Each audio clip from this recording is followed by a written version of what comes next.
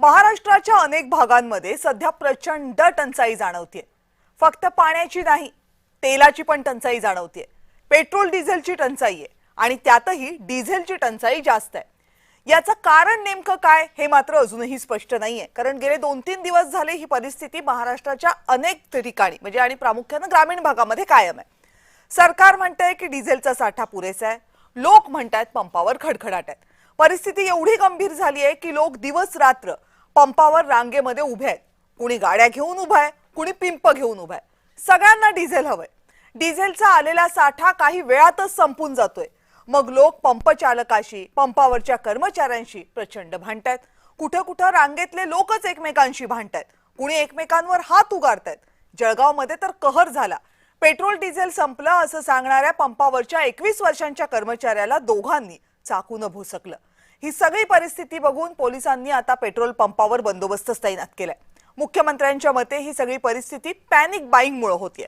म्हणजे काय तर डिझेल संपेल किंवा डिझेल आता महाग होईल या भीतीने लोक डिझेलचा अतिरिक्त साठा करून ठेवतात किंवा डिझेलची अतिरिक्त खरेदी करतात। त्यामुळे डिझेलचा खप प्रचंड वाढलाय। आता दुसरीकडे खरीपाचा हंगाम सुद्धा आहे, त्यामुळे सध्या शेतीसाठी सुद्धा डिझेलची गरज आहे। ट्रॅक्टरमध्ये डिझेल लागणार आहे। शेतीची जी काही इतर यंत्र असतील मशागतीची त्यांच्यासाठी डिझेलची गरज लागणार आहे। त्यामुळे सुद्धा पंपावर जी गर्दी होते त्यामध्ये शेतकऱ्यांची संख्या जास्त आहे। ग्रामीण भागातल्या सगळ्या परिस्थितीमुळे सध्या राज्यभरात प्रचंड नाराजी आहे। या संदर्भातच आज बोलणार आहोत। त्या अगोदर बघूयात या सगळ्या परिस्थितीचा आढावा घेणारा स्पेशल रिपोर्ट।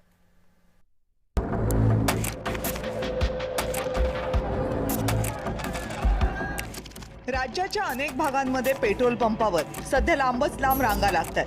काही ठिकाणी शेतकऱ्यांना ट्रॅक्टरमध्ये डिझेल भरायला 3-3, 4-4 तास थांबावं लागते। त्यामुळे साहजिकच बळीराजा चिडलाय। बुलढाण्यामध्ये एका पेट्रोल पंपाबाहेर शेतकऱ्यांनी उत्स्फूर्त आंदोलनही केलं। आमचा खूप मोठा प्रश्न इथं गांभीर्याने टमाट्याचं काम चालू आहे, शेती मशागत चालू आहे। टमाट्याचे जे नवीन खुडे, जुन्या प्लॉटचे जे खुडे चालू आहे ते आमचे बेभावात जाऊ राहिले डिझेलच्या नावाखाली। आणि आता त्याला औषध फवारणी वगैरे काही करता येईना, नवीन टमाट्याच्या लागवडीसाठी मशागत करता येईना। त्यामुळे शेतकऱ्याची पूर्णपणे हानी होते। याच्यावर शेतकऱ्यांनी पूर्ण गांभीर्याने लक्ष द्यावा आणि शेतकऱ्याचा विचार करावा। या सगळ्याच्या मुळाशी आहे भीती, इंधन संपण्याची भीती, मशागत आणि पेरणी रखडण्याची भीती। त्यामुळेच मे महिन्याच्या सुरुवातीपासूनच पेट्रोल आणि डिझेलचा खप अचानक वाढला। वाशिम जिल्ह्यात डिझेलची मागणी 109% वाढली तर पेट्रोलची मागणी 42%।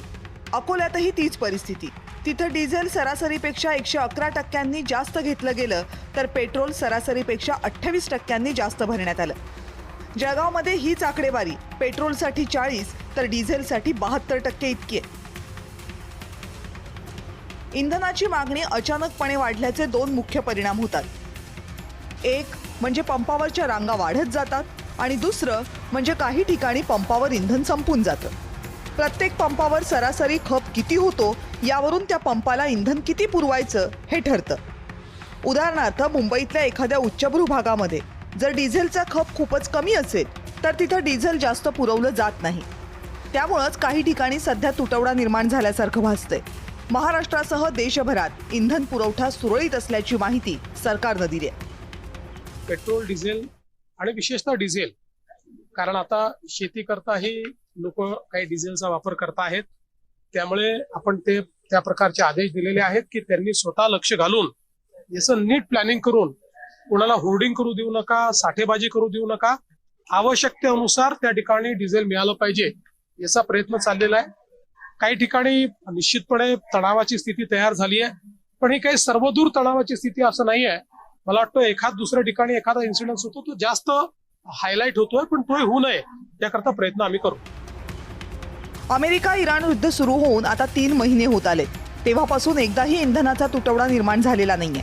याचं कारण आखातातून कच्च्या तेलाचा पुरवठा कमी झाल्यावर भारतानं अन्य देशांकडून इंधनाची खरेदी वाढवली। आधी 28 देशांमधून कच्चं तेल यायचं, आता संख्या 41 वर गेली आहे। आणि म्हणूनच अफवांवर विश्वास ठेवून कुणीही अतिरिक्त इंधन भरून ठेवू नये असं आवाहन जय महाराष्ट्रही आपल्या प्रेक्षकांना करते।